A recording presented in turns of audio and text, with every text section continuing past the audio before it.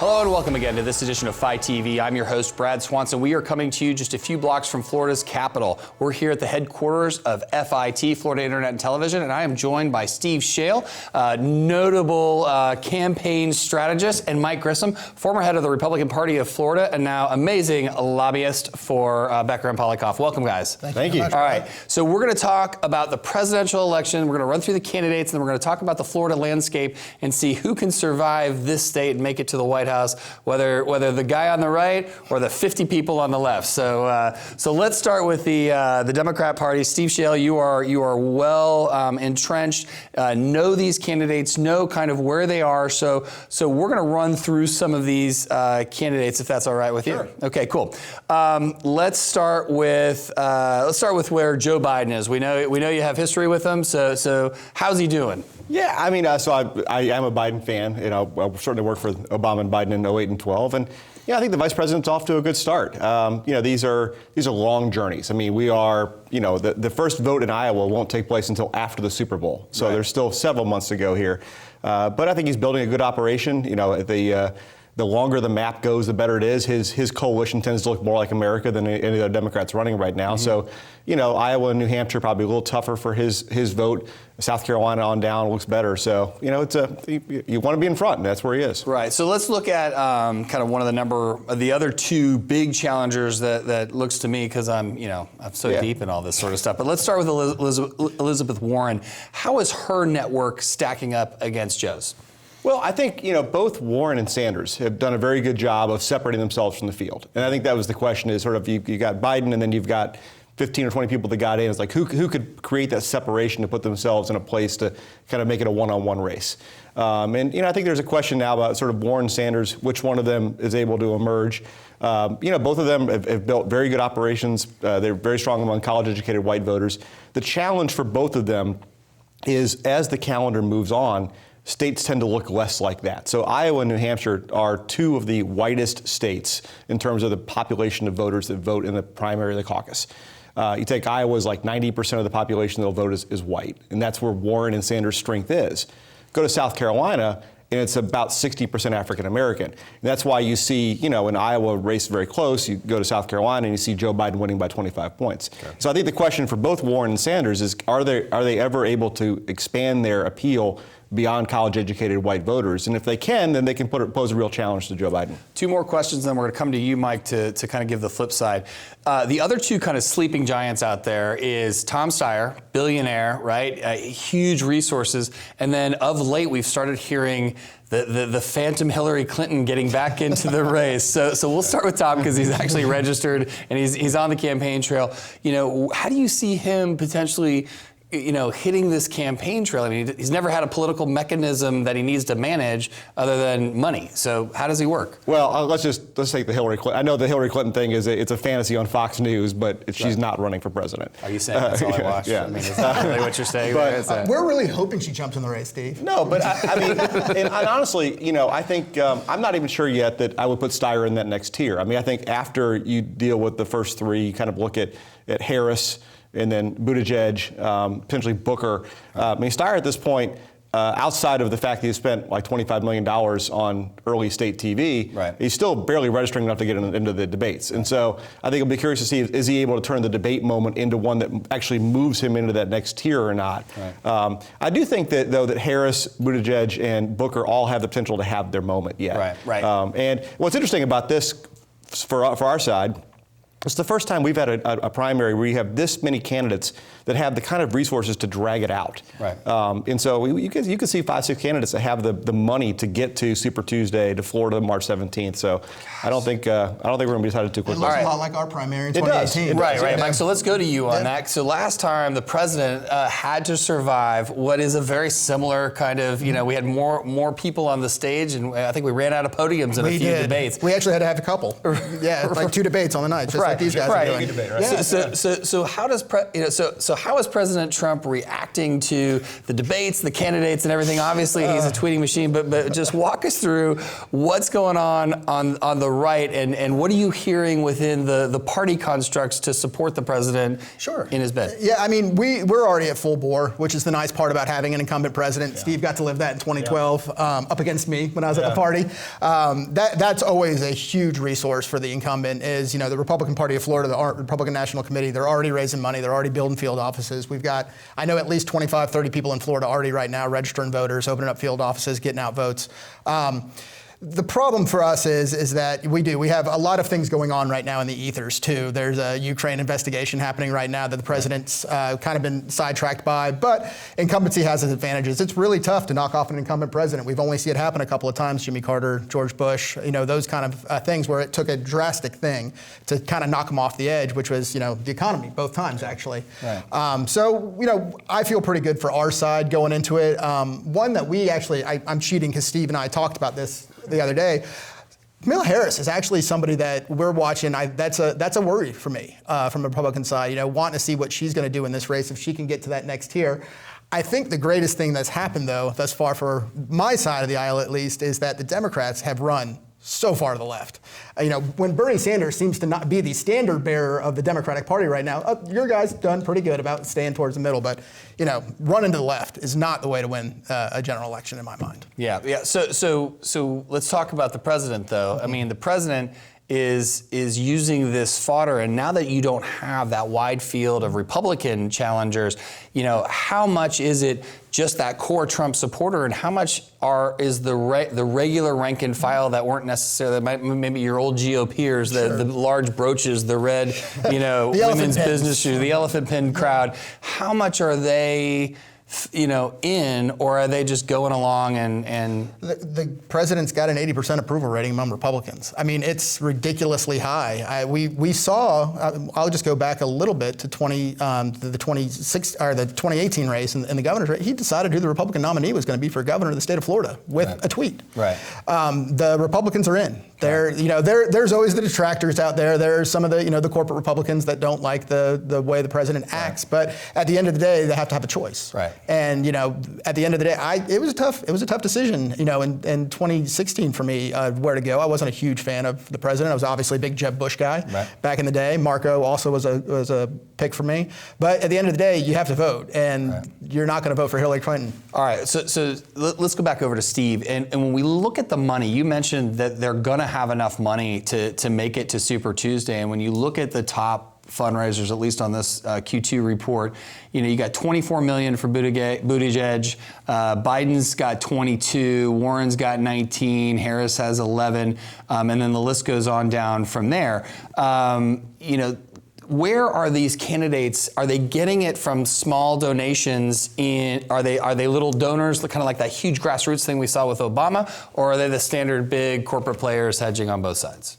No, it's mostly coming from small donors. I mean, one of the things the DNC has done this year with the debates is in order to get on the stage, you can't just be a candidate. You have to meet certain polling and fundraising thresholds. So that's actually required these candidates to go out and build small donor networks. And so, I think, take my guy, Joe Biden, I think that 22 million was like from 400,000 people or something like that. So, so you're seeing, obviously there are folks who still write the big checks, but you're seeing candidates more and more now able to fuel themselves from small donors.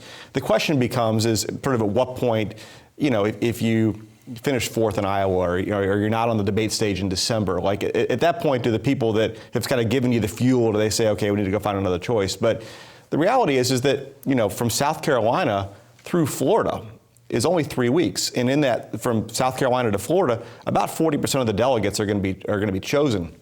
And so I think folks will have enough money to last that period of time. And listen, there is to quote a friend of mine in the Biden campaign, there is a not zero chance of the convention being brokered. It's not likely, but it's not zero that we don't end up with it. And so if you're a candidate and you can amass 50 or 100 or 150 delegates by staying in the race a little bit longer, now all of a sudden, if we do get to a place where nobody's got a majority, you've got a little bit of leverage. Aren't they all brokered, though? to a degree? You guys run a much different convention style than we do with your superdelegates and things like that. It gets a little hairy sometimes when you look at that sort of thing. Well, our process is actually very hard now to get to a majority. Yeah. And so, what we had in the past with the superdelegates, there was a lot made of the superdelegates, but in reality, the superdelegates always voted for the candidate that won the most popular vote, had the most delegates. And so Secretary Clinton barely got to a majority of the pledged delegates required to win the nomination last time. Barack Obama the same way in 2008. This time, with the way that we proportion our delegates. So in Florida, if Republican wins Florida, they win all the delegates. If you win 30% of the vote in Florida, you're going to win roughly 30% of the delegates. And so, we've never had we haven't had a quote brokered convention since the 60s. But there's a very good chance. I don't say very. There's definitely a chance this time the nominee will be somebody who goes into the convention with a plurality, but not a majority of delegates. Any, and I'll call them low-ranking, meaning not as high up in the polls, candidates. Do you see anybody looking like they're maneuvering for a slot? We saw on the Republican side lots of guys going, "Oh, I want to be the AG, or I want to be, the Secretary of State." Do you see any candidates who have that kind of policy oomph, and if they were in with the lead candidate, they're looking? I mean, are you seeing any of that? Well, I think we have a lot of talent on our side this time. I mean, I think it's an exciting field, and that's why you see a lot of Democratic activists have lists of 4 or 5 people they're watching. I think as the race begins to narrow, which it will, and Iowa's an interesting place. So in Iowa, if you go to the caucus, if you're a voter and you go to the caucus, and your candidate does not have 15% of the people in the room, you actually go to a second choice. And so let's say you're a Beto supporter and you show up in your caucus and there's 11% of the people there that are Beto supporters. You're not viable under the caucus rules, and so you have to go sort of re-caucus. And so what'll be interesting to see is if some of these candidates find ways to cut deals in advance, where they say, hey, go vote for me, but then go vote for Biden or go vote for somebody else. All right. Who in your mind, Mike, on the Democratic side is leading if it's not Joe Biden? If it's not Joe Biden, I think Elizabeth Warren's got the momentum right now. Again, as Steve said, we're a long, long way to where this is over with. But I think Elizabeth Warren, and again, I wouldn't mind seeing Elizabeth Warren in a general election. Talk to me about the path for Florida. How do these candidates get in here, get to know it, and win it? Well, first of all, I think that it's important to keep in mind just how close Florida is. So we've had 2 presidential elections, 2 presidents in a row that were decided by a point. We've had 3 governor's races decided by a point. And if you take all the people that have voted for president since 1992, which is when Florida became a swing state, it's about 51.5 million ballots cast. The difference between total votes between Republicans and Democrats is 19,000 votes. So, I mean, it is a hyper competitive state. There's no state in the country that is nearly as competitive. Hang on a second. I need to order my case of antacids. So it's a great. If you made a decision to buy, say, a television affiliate for 20 years ago, you're doing very well. It was smart because you'll probably have your 2 largest. Most advertised in TV markets in the country, Tampa and Orlando, will be in Florida this year. I mean, the challenge. Wait, let's stop there. We're very happy about that. We think the more the campaigns buy of cable advertising, we're all about it. Some broadcast too, but let's talk cable. All right, I'll talk to you later. Targeted political advertising. Right. NFL Network and Gardner Minshew with the Jaguars. Right. A lot of excitement. You worked it in. All right, good job, Steve. All right, your tickets to the Jags are assured for next year, so that's good. But I think that you think about Florida. Reporters will often ask me, what is the key to winning Florida? And as Mike knows, the secret is there is no secret. It's an incredibly complicated place. It's essentially somebody dumping a 3,000-piece puzzle on this table saying, figure it out. So Florida, it's all about, there's maybe only 2 or 3 swing counties in Florida. Everything else is about, do you win a county by more or less? And so I think, for somebody like Joe Biden, the path would be much more sort of up the I-4 corridor. It would be where you saw Trump just trounce Hillary Clinton in places like Daytona Beach or Pasco County or Newport Richey or Sarasota. Joe Biden sort of trying to talk to those Midwestern voters and trying to, keep those margins closer to what Obama was able to keep them in 2008. If it's somebody like Warren or Sanders, the path's going to be much more through trying to run up the score in South Florida. A similar path to what Hillary Clinton did, just hoping you turn out a little bit more at the base than she did to get to a win. Okay, all right. Mike, the president, how does the president counteract, the national media, the scandals, if you will, and how does the president deliver Florida? Well, just like he did last time. That's the thing. Every time you see this president and you think, oh, he's dead in the water, he just bounces right through. He's really Teflon. I haven't seen anything touch him yet. What the Republicans, I'm sure, will be doing is what we've been doing the last few elections, which is, as Steve said, the battles in the I-4, trying to get those, Polk County, run up the score there. The Democrats are always going to focus on South Florida. The Republicans, we've won the last 4 races, I think, in the Panhandle, just running up the score in the Panhandle. We've got overwhelming support up there from, on the Republican side. It's, red through and through. So as Matt Gaetz said on election night for Governor DeSantis, is like, don't worry, Florida, the Panhandle's got this. Well, let's talk about that for a second. We had Hurricane Michael go through. You've had a huge amount of Floridians displaced, potentially out of the state. How much in jeopardy, or how does that impact or negatively impact the Republicans' opportunity there, because those voters aren't there anymore? Nothing worried me more going into Governor DeSantis' election night than Panama City. That I thought was going to cost the election for the governor, if anything did. But it's again, we still have people coming in all the time. Florida's got, Visit Florida's doing a great job. Plug to Danny Young. They're constantly bringing people in here. People are moving to the state of Florida at an impressive rate. And as Steve says, you got the Midwesterners coming down 75 and going into the Panhandle. You got the Northeasterners coming down 95, and we really focus our attention on the Panhandle, making sure we keep driving those voters out. And the best part about those folks out there is that, unlike the South Florida Democrats, they voted unbelievably high on an unbelievably high turnout rate. Right. Well, so let's go to polling, and Steve, we'll start with you on the D's. How are these lead candidates polling in Florida versus the nation? I mean, are there any numbers that stick out to you that are different, or is it too early to tell? What are you seeing? Well, I mean, there haven't been that many public polls in Florida yet. I think the only public polling that's been between, say, Trump and Biden, Trump and Warren, show what you would expect, which is an exceptionally tight race. Right. In our primary, there's only been 2 or 3 public polls, and I think they show not dissimilar to what we see around the country, which is that Joe Biden does very well with African-American voters, does very well with working sort of non-college educated whites. He and Sanders sort of split Hispanics, and that Warren does very well with college educated whites. And so in Florida, that means that Joe Biden would be leading. But again, we're so far down the road. I mean, Florida's like the 20th state that's going to vote. And our history here, just as it was for Republicans, tends to be we tend to go the direction of the nomination. And so I think if somebody's clearly headed towards the nomination, that's where Florida's going to go. Right. In March. So follow-up question. We've got Halloween, we got Thanksgiving, we got the holidays that are getting in the way, or that potentially will get in the way of campaign season, and you've got the caucuses coming up in February next year, ready to rock. So how do the candidates navigate the holidays? I mean, are they just crisscrossing the country right now, just plugging holes, or what are they doing? Well, I mean, it's actually better than it was. I think in 2008, the caucuses were like the 3rd of January. So literally, you came out of people were banging on doors on New Year's Eve. But no, I mean, the candidates, they'll probably take a day off for Thanksgiving and for Christmas, but for the most part, they're full speed ahead. The worst year was 2012, Steve, when Florida jumped up on our primary and we forced Iowa, New Hampshire up, and I think they were doing Iowa around Christmas. All right, I seem to remember a certain senator was Speaker of the House, and we took some licks on that. Mike, let's talk about the president, and let's take it from a sense, because polling, we know his voters don't answer phones, right? So the polls were reported as broken. I think they were accurate it seemed in the last cycle for Democrat candidates to see, because those people would pick up the phone and answer the phone, but I think the best poll I can see is how many people are going to his rallies. We haven't had, I don't think, at least in Florida, I don't think the last 2 election cycles have had polls that have worked at all. I think last time we saw Gillum way up on Governor DeSantis going into Election Day, and there was people that were writing him off. And again, we have that Trump voter that we just don't think they're getting polled right. But no, he's turning out huge crowds. Again, he is a celebrity.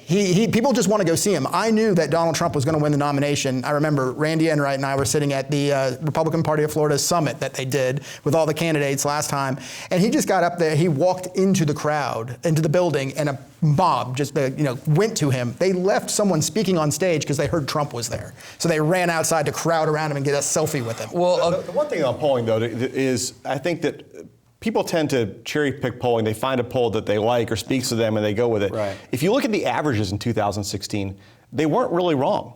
So, I mean, in 2016, the averages of national polls on Election Day was Trump winning by 3.1%.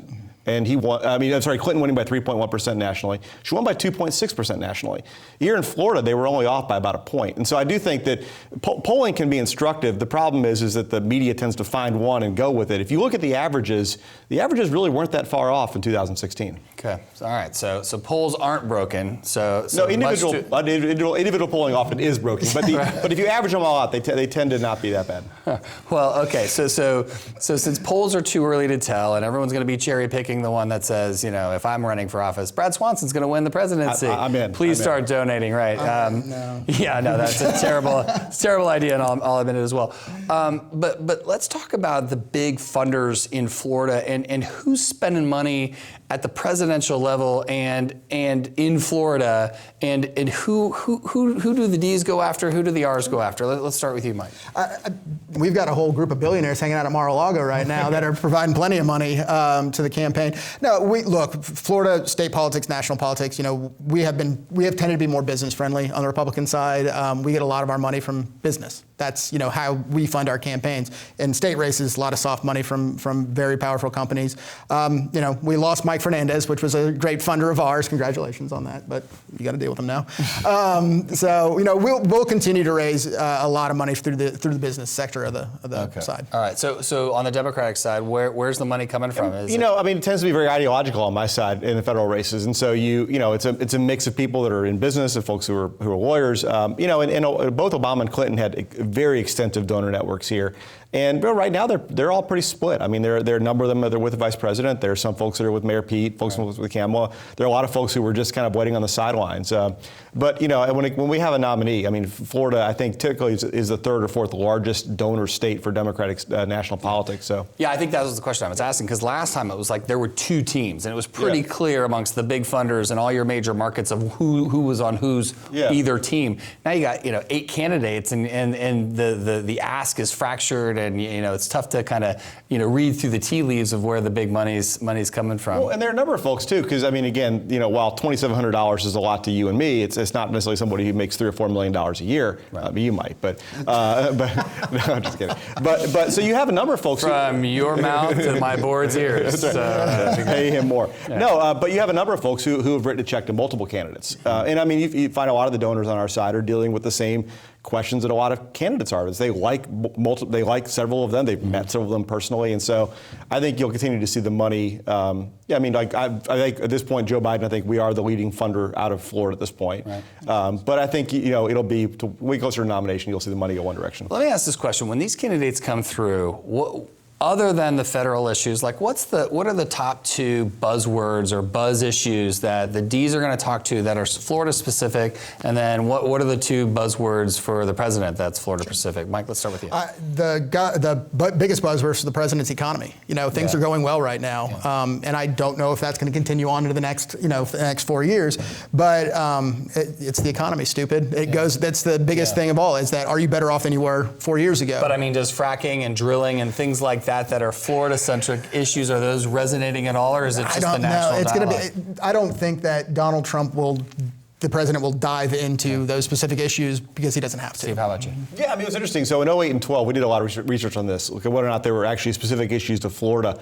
And what we found is that, Florida really does reflect the country. Mm-hmm. And so things that are big issues in the country tend to be big issues here. And so I think you'll see Democrats leaning on health care. Right. A lot of, Florida has one of the highest percentages of uninsured residents. Right. Climate is obviously a huge concern, particularly to our voters that tend to live more on the coast. And so, usually everybody will come down and do a space event and things like that. But for the most part, I think the issues that dominate the national discourse tend to dominate the discourse here as well. Okay, well those are great insights. All right, so in our last minute or so, if there's one takeaway for Democrats who are looking for the candidate to back, either to win or they're unsure, Steve, what do you tell them? Well, to me, the single most important thing in this election is to beat Donald Trump. You can talk about wanting to make huge fundamental change in America or this issue or that issue. It doesn't matter if we don't win. And so I think it is important to have a candidate who can go toe-to-toe with Donald Trump, who can fight with him in the states that we have to win. Donald Trump his popularity rating is not high nationally, but it's actually pretty good in a lot of swing states. Right. And so it's going to be a battle. Mike, 10 seconds. What do you tell? Republicans. Basically, is that so it's the opposite of what Steve just said. Is you may not like Donald Trump that much, but he's better than the alternative. And you've got all those folks living in the villages that just can't wait to get out and vote. Well, that's some amazing wisdom for Florida voters to pay attention to. I'm sure they're all going to tune in. Thank you guys so much for sharing your thoughts, your experience with the viewers of FiTV. We appreciate having you on. Thank you. Thank you. Thanks. That's all the time we have for today's episode. Make sure you hit us up on our social media feeds. And for now, thanks for tuning in.